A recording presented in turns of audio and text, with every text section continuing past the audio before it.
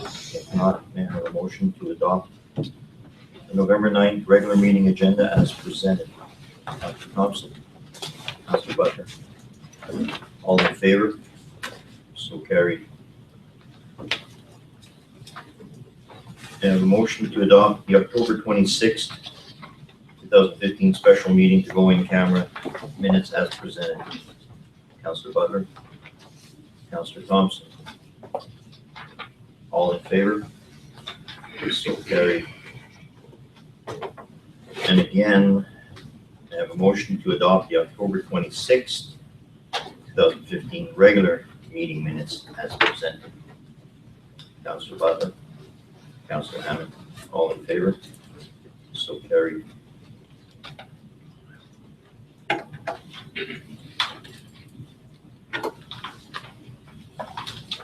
Now I have our reports and questions from members of the council. And I have a motion that all the written reports of council be received. Councilor Thompson, Councilor Butler, discussion. Councilor Hammond. I have an addition. Can I do a verbal? Yes. Okay. October the 28th, we met here for strategic planning workshop, which we've narrowed down and refined, and I think that's available. October the 29th, Growth and Grasslands Committee met, discussing provincial park that runs alongside the Trans-Canada Trail and access to beach access and picnic tables. Someone's moved a private sign there, which is obstructing access. So, November 4th, attended the MCON presentation discussing how they maintain our roads in the wintertime, and that the focus right now is to shift into winter, and a reminder to watch for changing road conditions. And check out Drive PC for if you're crossing any of the passes. November 7th, on Saturday, I represented the city at the Habitat for Humanity fundraiser in Greenwood for the Rock Creek fire victims. And that was incredibly successful. It was a packed house. They had a silent auction, they had entertainment, they had a fashion show, and it was just spectacular. I was so impressed with the quality of talent that we have in this region. It just blows me away that so many people were there to give so much. And I think they had a very successful event. And that's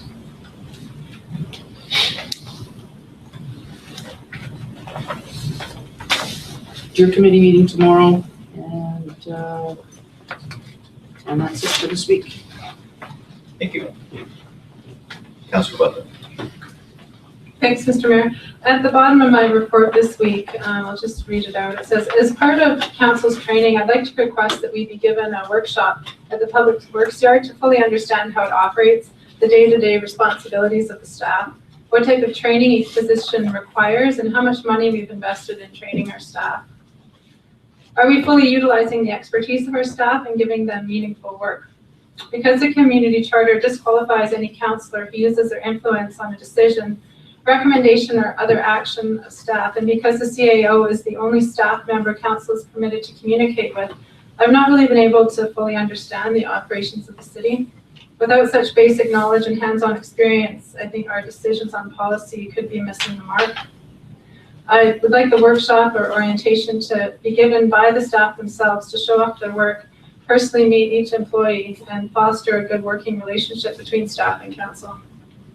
And if a motion is required to set up this type of meeting, I'd like to make that motion now.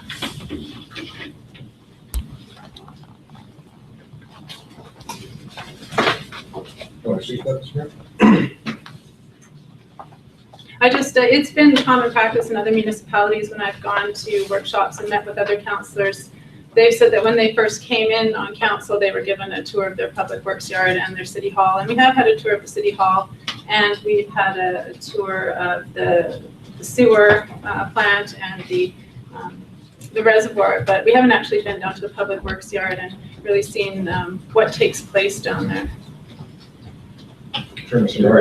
CAO, my concern is the time element involved. Absolutely. To prepare presentations for each of the departments, for each of the individuals in the team, to prepare a proper presentation would require significant time for them to to be prepared, whether that be a PowerPoint, written form, to be able to deliver those to council in respect to that is beyond their job descriptions as well. The presentations are usually done during the budget process. To have a tour of the public works facilities is not an unreasonable expectation. To talk about having presentations though by the public works staff would be very difficult for us to be able to put together. The managers would have to put those together. In respect to the work that the individuals do there and being meaningful or not, the work is spelled out in the maintenance management plans, and all the work that they perform is meaningful. Whether the work is related to a simple task or a complicated task, all the work that's undertaken there is defined as meaningful, or else we would not be delivering the service. If that was the case, and it would be before council to select to not deliver that service. When it comes to the expectation for that, we could set up a meeting for a tour of the facility after hours to not incur any impact to the employees while they're working, because it is going to require proper safety equipment for you to be in and on that facility. So we wouldn't want to impact the day-to-day operations. Councilor Butler. Right, I was thinking that just as we attended Roxall, while they were open and had a tour of their facility, we were fully outfitted with the gear needed, and we were on the sidelines just observing what was going on at their plant, and it seemed to work quite well. Sure. Again, Mr. Mayor, it just depends on the amount of time that you want to invest in respect to that. With moving away from strategic priorities and other deliveries, we can arrange that process. I guess the other piece is there is, I looked at it is council's job through one employee to provide the service through the policy of the one employee policy, to not have specific relationships with the employees. To meet the employees, it obviously is one of the it's an important element in a small town. It's very common practice. But to have a direct working relationship with them, council does not have a direct working relationship with the employees of the organization. They have one employee that they've hired, and that's the process that you get the council elected to work with them. Councilor Thompson. Thank you. I do believe the city has some social functions, or at least a Christmas social function that would give council an opportunity to meet and have a chat with members of the union that are in attendance at that. But to go down there during the workday, I think that would, interrupt them. Our employees are there to provide services to our public, and by us taking up their time away from doing their jobs, I don't think is a good use.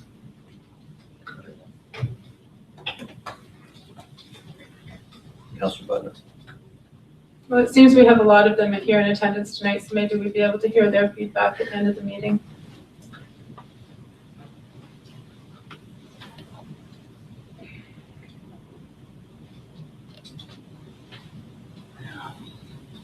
So motion was put forward. Do we have a Should I second? just give one quick update on, because I didn't get mine before that.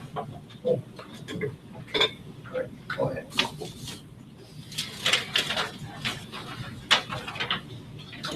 The only item I wanted to report on is that on November the 3rd, I attended Team-Based Care Community Forum, sponsored at Foundry Hospital. And it was the Team-Based Care Roadshow. And what they're doing is they are meeting with the physicians and other service providers within the medical community to better communicate back and forth on patient needs and how to better do that. And there was a delegation from UNBC who have spearheaded such a program, and it's they're doing baby stepping, but it is working, and it was a most interesting interactive discussion, and I thoroughly enjoyed it. Thank you. So we have a question on the table to receive all the written reports And verbal. and verbal. All in favor? So carried. Councillor Butler had the motion on the table. There was no seconder. Does anyone wish to second? So motion is dropped. Moving along now, our next item on the agenda is the discussion on appointments of director and alternate directors for Regional District Kootenai boundary. And the subject matter in accordance with sections 74, 75, and 76 of the Local Government Act, council may wish to appoint a new director, an alternate director, to represent the city at the RDKB directors to come into effect after the first Monday in December each year. Councillor Thompson. Thank you, Your Worship. I would like to move that council appoints Mayor Frank Conrad as the director of the Regional District of Kootenai boundary and Regional District of Kootenai boundary director, and further appoints, I'm just going to leave it at just appointing yourself as the city's appointment to the Regional District of Kootenai boundary. You have a second on that? Councillor Butler. Any discussion? Councillor Thompson. Thank you, Your Worship. Last year at the inaugural meeting, because we were all new, and yourself in particular, it was determined that you needed to have some time to get your feet under you as it relates to the Lakeland politics. And so Neil Krog, Councillor Krog, stepped up to the plate and took that appointment for the year. And I would like to just acknowledge publicly and thank him for the service that he provided to the city.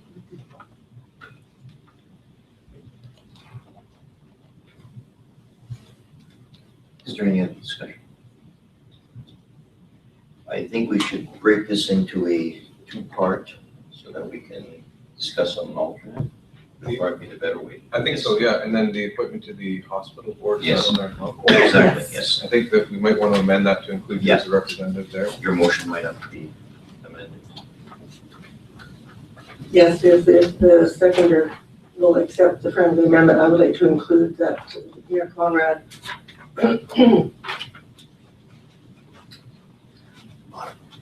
also be appointed as the City of Grand Forks representative to the Board of Directors of the Regional District, of the Kootenai Boundary Regional Hospital District.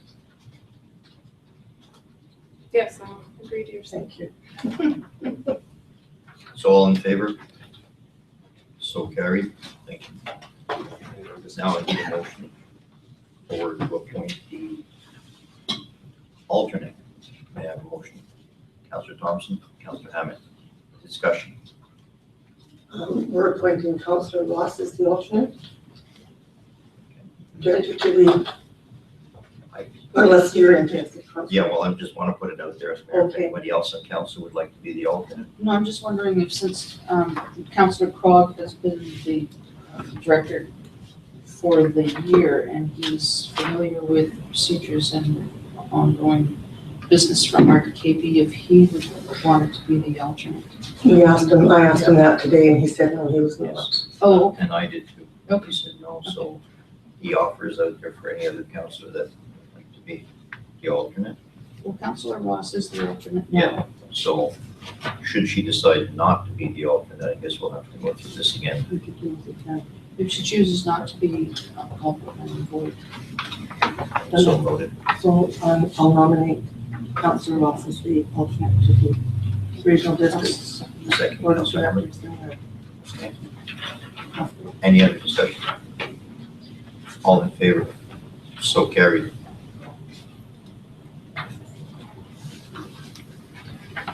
Okay. Seeing as Councillor Krog is not present, we will not be able to receive the verbal report of him this evening unless he comes later. Yeah, we can delay it, put it at a later time frame, maybe as a late item. So we'll leave it open.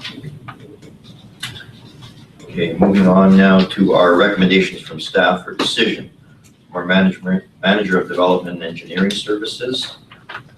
The subject matter is the application for a development variance permit to request an increase in ratio of apartments to the principal building from 30% to 50% to allow for current 4 apartments upstairs to remain and be in compliance with the city's zoning bylaw. So, Do I have a second? Councilor Thompson, Just for discussion. any discussion? So, from what I understand now, our ratio is only 30% of the entire building or each floor? The entire building, Principal yes. building. Ratio of apartments to commercial space. Is that standard? Or is that just an old bylaw that never got updated? I think it's an old bylaw. I think it's something that, when you do something like this, it promotes economic vibrancy in your downtown because you're densifying. Yeah. It provides an element of affordable housing. It provides the opportunity to create a more vibrancy again in your core areas of your community. So I just believe that it's an old thought process. I think it's quite restrictive because if we had a new development come along with retail space at the bottom and condos at the top, for example, it might be 3 stories. Yeah, which is quite relevant because other Correct. municipalities, well, and one in particular, the actual residences exceed. Yeah. So do we Commercial need space. to change the actual percentage What? at this point? Or manager of engineering. Sure. Thank you, Mr. Mayor. Yes, I'm actually bringing a report to council to the next committee of the whole to discuss the option of changing the percentage to 50% for the commercial corp. Okay, but if we had another developer come in downtown and he built a 3-story building, he'd have 63% or 66% residential to 33% commercial. So is it necessary for us to restrict that percentage at this point? I believe we can do this when we update the zoning bylaw, correct? Then we can make a decision on what percentages the city, hopefully by then, we'll have a better order. So at this point, I think we're getting ahead of Ahead of ourselves. ourselves? Councilor Thompson? But approving this application will allow the developer to proceed. That won't hold him up. Yes. This is just a variance permit. We're not physically changing the bylaw at this point yet, so. Just a question. When the development permit was obtained from the city, was this not brought up at that time? Mr. Mayor, at that point, this wasn't an issue. This is for if the building should burn beyond 75%, that he could rebuild the exact same footprint. Okay. So the questions on the table, all in favor? So carried. Again, to our Manager of Development and Engineering Services. The subject matter is the preliminary needs assessment report for the housing needs for the homeless in Grand Forks. And the motion is to endorse the preliminary needs assessment report undertaken by the Transitional Housing Project Steering Committee, otherwise known as the THPSC, and direct the THPSC to proceed to the next steps in formalizing a business plan and approaching senior government for funding assistance. May I have that motion? Councilor Thompson? Councilor Butler? Any discussion? All in favor? So carried. Okay, moving on now to our information items. Community Futures Boundary. Subject matter is a letter of thank you for participation at the annual Small Business Awards event. And we have a motion to receive this information. Councilor Butler, Councilor Hammond. Discussion. All in favor? So carried. The next item is again with THPSC. And the subject matter is the minutes from the September 16th and October 20th 2015 meetings. And again, the motion required is to receive it for information. Councilor Butler, Councilor Hammond, All in favor? So carried. Moving on now to Phoenix Foundation of Boundary Communities. Subject matter, invitation to the annual community social on Thursday, November the 12th.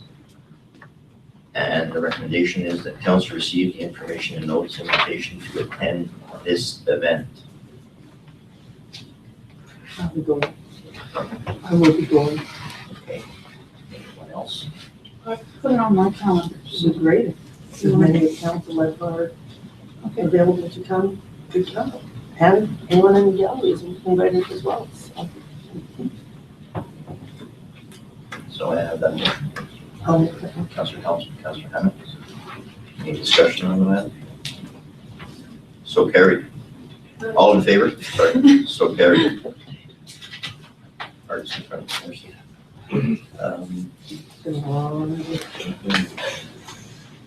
My eyes deceiving.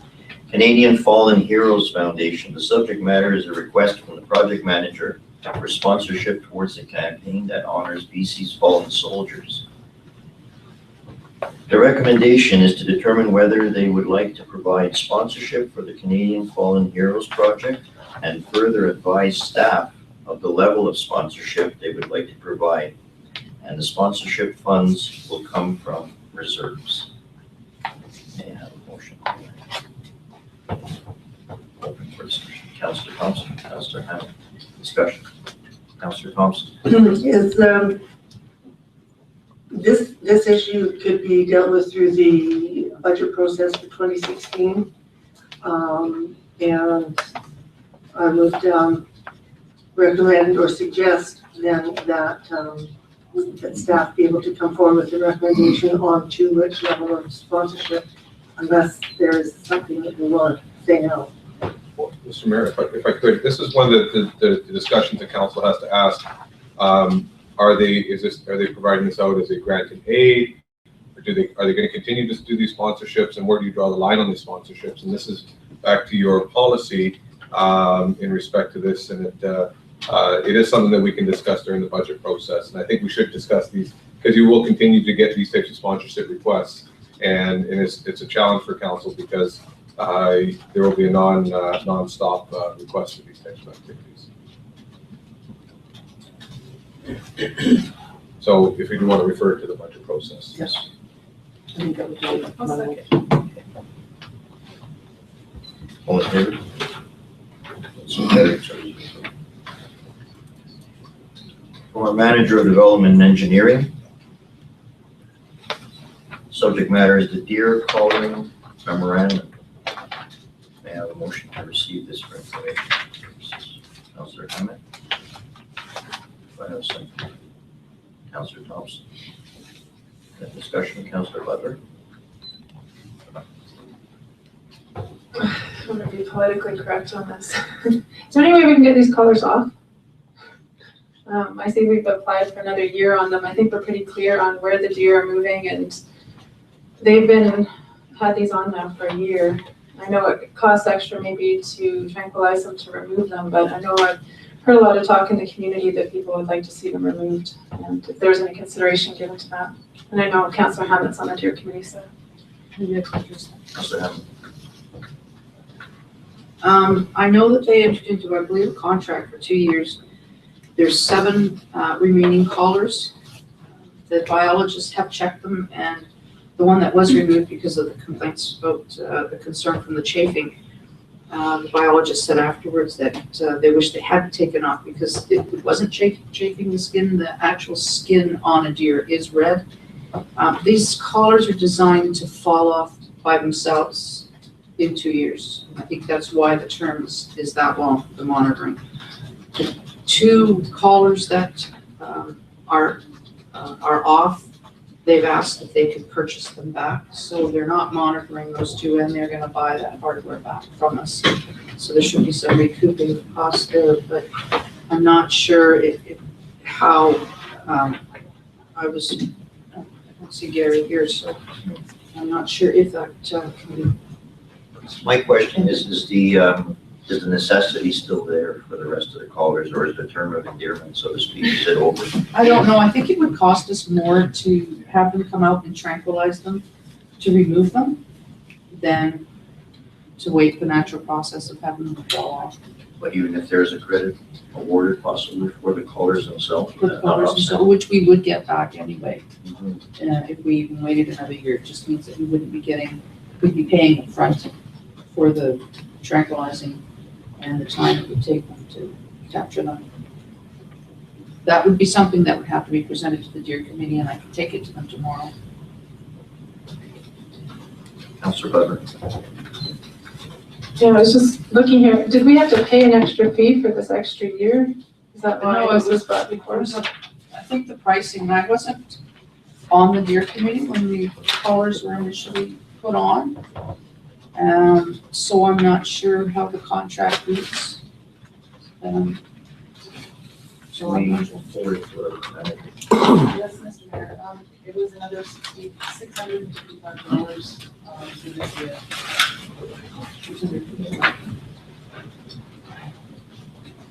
So if we do it for 2 years, it'll be another 655 next year. We've actually already paid the subscription.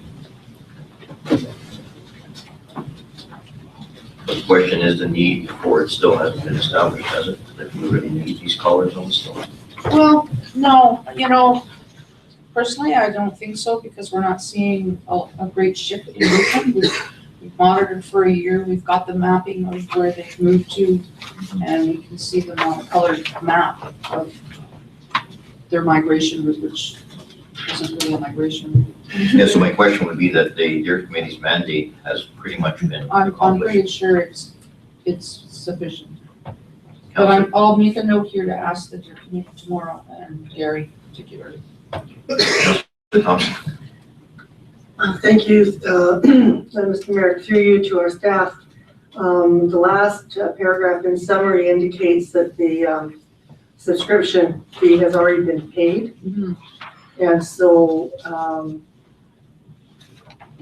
if that's the case, and we're just going to be receiving another year's information on the migration or lack of migration of the deer, interesting to see what impact, if any, the fires and the lake had on the wildlife in this area. So, We wouldn't know that because we were only monitoring the collared deer, which were already collared prior to the fires. We're not but monitoring. any of are they moving? Are they?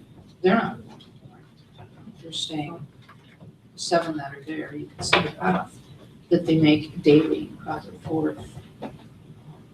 Who is in charge of finding out if we can recoup the cost of those collars if they're refunded? Yeah, if we get the collars back, like we're getting, I believe the provincial government's giving us credit for $300 a collar. The ones that we've gotten back, because we've gotten 2 back, we're getting a credit, so that's basically paying for this year's monitoring. Once the other collars come back, the provincial government will acquire them from us more than likely because we won't need them. So, They refurbish them and put them back out again. All of the same with me, I'm jumping in. I can ask tomorrow, and I'm not sure if Craig Plain, our wildlife biologist, will be there. Yeah. My only concern is the cost to tranquilize the deer, to track them down Yeah. and tranquilize them. Maybe it's something to put in, cost exceed more than let it be. Yeah. All right. I believe the question is on the table. Received for information. All in favor? So carried. Next item is our building inspector, and the subject matter is the water meter installation. And the recommendation is that council determines to waive the building permit fee of $85 per water meter for a period of 6 months from April the 30th, 2016, to allow those residents who choose to install their own water meters within their homes the ability to do the install without the additional cost of the building permit. That's a question. It has to be moved first. Can I have a I'll make a motion to receive this for discussion. One second. Councilor Thompson? Thank you. The bylaw should it ever come back and actually get adopted, provides that the water meter installations must be complete by the end of December 2015. That being the case, why would we want to extend this? And there could be very good reason for it, I'm just not aware of it.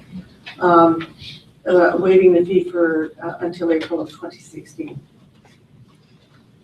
To our manager of operations. Mr. Reed. Thank you, Mr. Mayor. Just going through the process of the installation of the water meters and putting out RFPs and following the purchasing policy, I would recommend that we would look at extending the timeline to the water metering program for best value, looking at something for, say, July 31st of 2016. So I would have no problem with the recommendation. Your worship, with your indulgence, so does that mean we have to re-amend the water rates bylaw to incorporate? Or CEO. Mr. Mayor, the water regulation bylaw sits at third reading right now. Third reading is going to need to be rescinded to get it back to second reading where amendments are legally allowed to take place. Because there's been council has deferred it to other meetings, that is required to come back for the rescinding, the amendments to be made to the bylaw, and then brought forward again for third and then fourth reading to achieve those components. Now, the bylaw's been, I think it's been floating for 3 months, approximately 3 months. So that requires, you'll see that in December. So it'll basically be before council in December with a series of other changes in there, which will all be highlighted and council will be able to discuss those at that time. So in which case we'll probably see a better oversight of the timelines. You'll have It a may great- not be necessary to go to July. Exactly. No.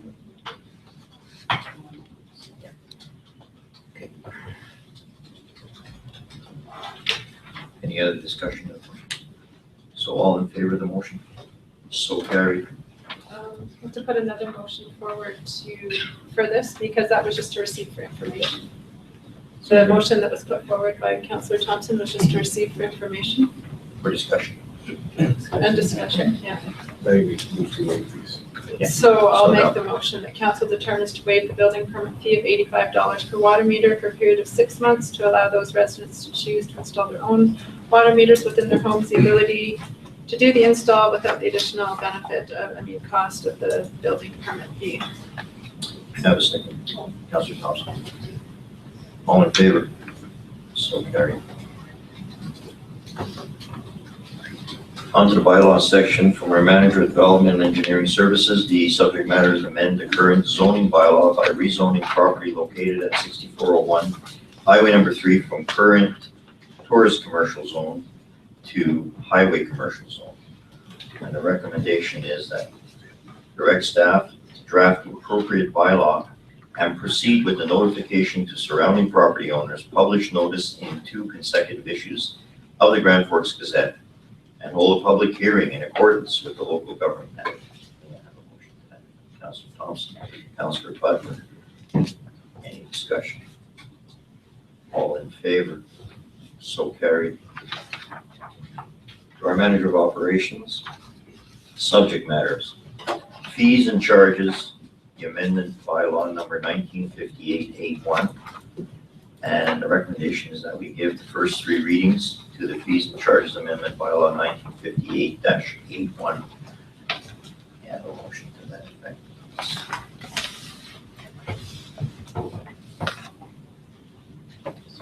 Councillor Thompson, second.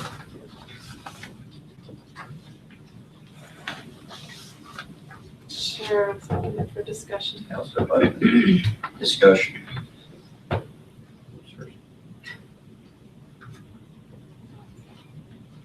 Councillor Butler.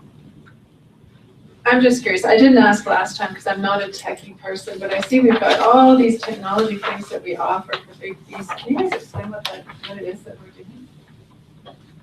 No. Do you know? Based on the amount of money we've invested into the the server system and the fiber optic network in partnership with the school district, we have capacity to provide these technical services. And to be able to speak to the actual services that are being delivered, absolutely not. I won't be able to speak to them. And I don't believe that Daniel was able to come here tonight. But essentially, this is the opportunity that people that want to purchase these services from us can do so at the current market value.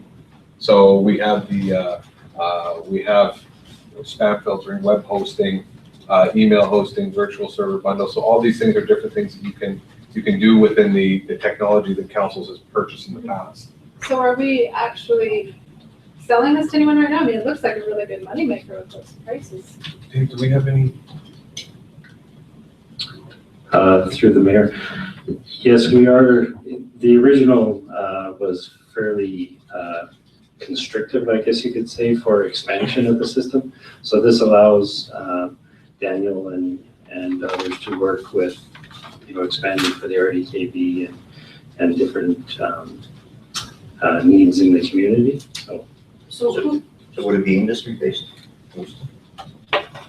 Well, the RDKB, another local government there at their facility. So we connected with Well 3 and run fiber over to the building. But there is opportunities out there, but how the bylaw was, there was no discretion on altering the fees. It was a set. So it just gives some flexibility to look at some expansions. Some of them have like 50 phones. So obviously you got to be here, not just those. And that's within when we talk about the capacity that we have with the fiber network. We continually see different requests, just like the RDKB came forward with the expansion of services to their facility. We need to have the fees and charges allocated in the bylaw so we could go back to them and say, here's what our council's approved as the appropriate cost, rather than us simply saying, well, we think $50 a year or whatever it case may be. We actually have it in the bylaw, and should it need to be reviewed, which it will be periodically, it will be. And virtual rack space. I mean, I believe that's where you have the ability to store data on these spaces. Yeah, so these are just like basics. Fees. Yes.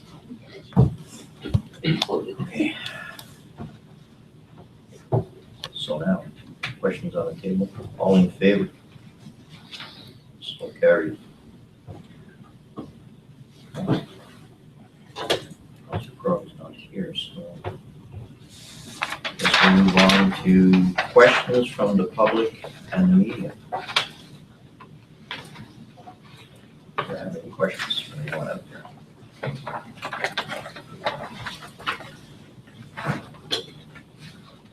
Gentleman in the front. Hi, I'm Sophie Lawrence. Just on the last page, just for information for myself, phone systems, is that actually a phone system, like a online phone system? Is that what that relates to, or? Yeah, Mr. Mayor, the Cisco network that we have, the phones that you see in here, there's capacity through the fiber network to implement these, so they are available, from what I understand. And that's as much as I understand of that, so I'm not going to get into any detail. The gentleman. I think it's called voice over IP, VoIP, so your phone system is communicating with the rest of the world over the internet. Right, yeah, that's what I'm asking. Okay, fantastic. So if there are no other questions, may I have a motion to adjourn? Councilor Thompson. All in favor? This meeting is adjourned.